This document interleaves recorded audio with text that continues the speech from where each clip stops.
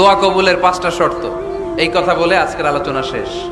এই যারা বলেন দোয়া কবুল হয় না, দেখেন নিজেদের সাথে মিলে কিনা। এই 5টা শর্ত যদি পাওয়া যায়, মুহূর্তেই আপনার দোয়া আরশে যে নক করবে।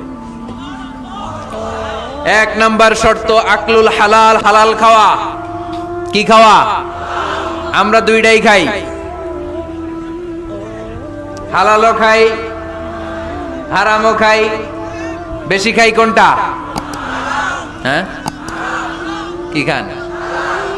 আমি কই নাই কিছু, আপনারাই কইছেন। নিজের উত্তরে নিজে ধরা না। হারাম খেলে তো দোয়া কবুল হয় না। লা ইয়াদখুলুল জান্নাতা জাসাদুন গুযিয়া বিল হারাম। ওই দেহ কখনো জান্নাতে যায় না যে দেহ হারাম খেয়ে বর্ধিত হয়েছে।